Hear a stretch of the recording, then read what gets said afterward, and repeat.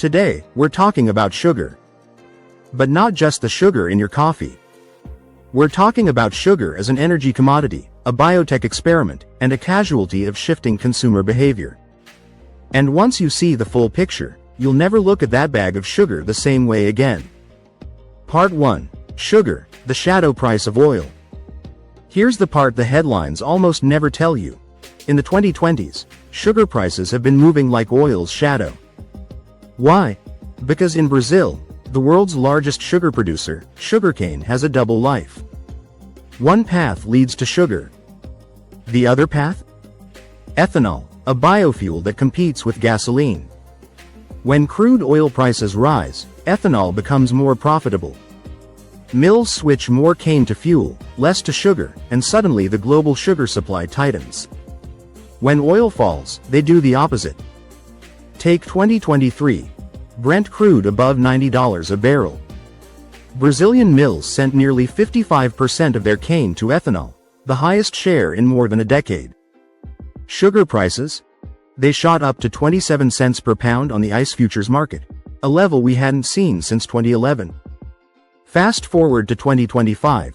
With geopolitical tensions in the Middle East pushing Brent crude back toward $100, we're seeing a similar pattern.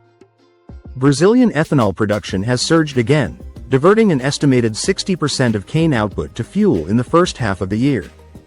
This has kept sugar futures hovering around 25 cents per pound, despite bumper harvests in Thailand. Analysts from Rabobank predict that if oil remains elevated through 2026, sugar could test 30 cents, squeezing margins for food processors worldwide.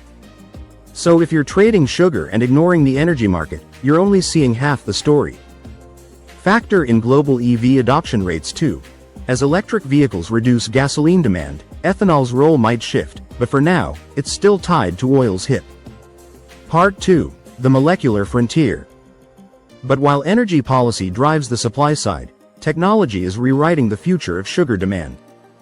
We've all heard of artificial sweeteners like stevia or monk fruit.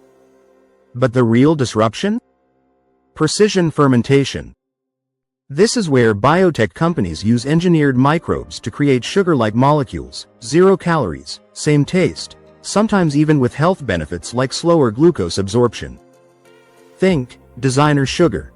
The beauty and threat here is that production doesn't depend on tropical farms. You can make it in a fermentation facility anywhere in the world. No monsoons, no droughts, just stainless steel tanks. Right now, it's expensive, 3 to 10 times the cost of cane sugar. But if costs fall the way they did with solar panels, the impact could be huge. A McKinsey study in 2024 said that just 10% market share for alternative sweeteners by 2035 could wipe out over 20 million tons of annual sugar demand, about the entire production of the European Union. By mid-2025, companies like Ginkgo Bioworks and Ameris have scaled up production of rare sugars like allulose and tagatose, which are already appearing in premium products from brands like Kind Bars and Halo Top ice cream. These alternatives not only mimic sucrose but can be customized for specific applications, such as low glycemic baking ingredients. Venture capital has poured in over $500 million into this space in the last year alone, betting on cost curves dropping below $1 per kilo by 2030. If that happens, traditional sugar farmers in places like India and Indonesia could face existential threats, as fermentation bypasses land and labor constraints entirely. That's not just a niche trend, that's a demand shock waiting to happen. Part 3. The silent desweetening. While biotech chips away at future demand, there's something else happening right now, and it's quieter but just as powerful. People are eating less sugar. Not everywhere, but in a lot of high-income countries, sugar consumption has already peaked. Why? Taxes. Over 50 countries now have sugar taxes, from Mexico to the UK. Companies reformulate products to dodge higher tax rates. In 2025, South Africa raised its sugar-sweetened beverage tax by 20%, leading to a 15% drop in soda sales. Labels. Some countries put "high in sugar" warnings right on the package. That hits sales hard. Chile's black octagon labels, introduced in 2016, have reduced sugary purchases by 25% according to recent studies. Culture. For younger consumers, sugar is starting to feel like trans fats in the 2000s, something you avoid if you care about health. Gen Z in the US reports 30% lower sugar intake than millennials, driven by apps like MyFitnessPal and trends like keto diets. The FAO estimates that per capita sugar consumption in rich countries peaked around 2007 and has been flat or declining since. In the US, average daily sugar intake dropped from 113 grams in 2000 to about 94 grams in 2023, and preliminary 2025 data shows it dipping further to 88 grams amid ongoing anti-obesity campaigns. This doesn't mean global demand is collapsing. Asia and Africa still drive growth, with India's per capita consumption rising 5% annually. But it does mean the easy growth days are over. Emerging markets like Nigeria and Vietnam are seeing urbanization boost processed food intake, yet even there, health awareness is creeping in, potentially capping long-term upside. Part 4. Price drivers beyond weather. We all know weather moves sugar markets: drought in India, frost in Brazil, cyclones in Australia. But in the 2020s, 4 other forces are just as important. 1. Energy policy. Ethanol blending mandates can pull millions of tons of cane out of sugar. India's 20% blending target for 2025 could divert up to 6 million tons of sugar equivalent, and with the deadline met ahead of schedule, it's already tightening supplies. 2. Currency. A weaker Brazilian real makes exports more competitive, often pushing prices down. In early 2025, the real depreciated 10% against the dollar, flooding markets and capping rallies. 3. Speculation. Hedge funds pile into sugar for high volatility trades. In 2023, speculative positions hit record highs, and then collapsed, sending prices down 20% in 2 months. By 2025, funds like Citadel have doubled down on algorithmic trading, amplifying swings tied to AI-driven sentiment analysis. 4. Trade policy. Tariffs, quotas, export bans. In late 2022, India restricted sugar exports to protect domestic supply. Prices jumped even with a good harvest. Fast forward to 2025, EU tariffs on non-sustainable imports have added friction, favoring certified producers. Part 5. Where investors should look. If you're looking for exposure to sugar, there are 3 main angles. Integrated sugar energy companies like Raízen or São Martinho in Brazil, flexible enough to switch between sugar and ethanol.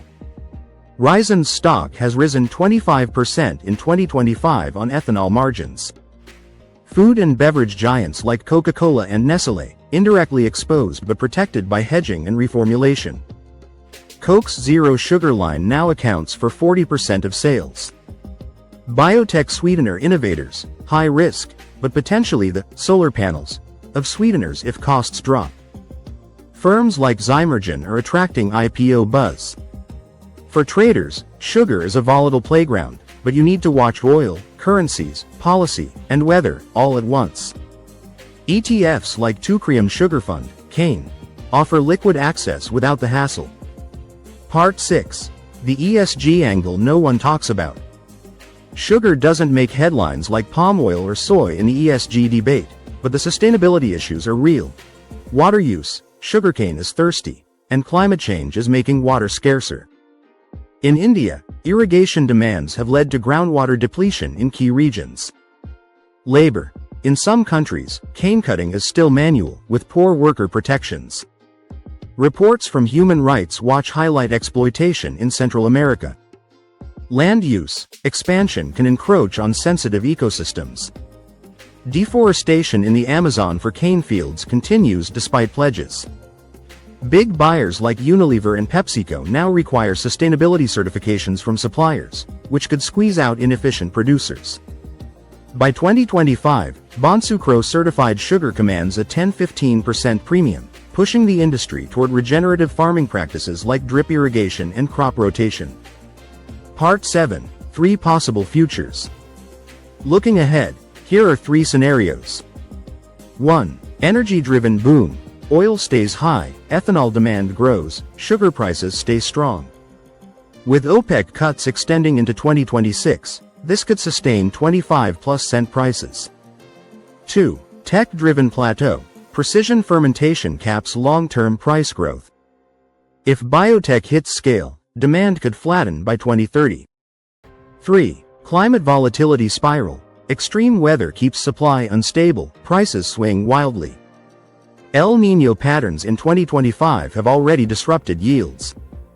Reality will probably be a mix, but each path demands a different strategy. Investors might hedge with diversified agribusiness funds.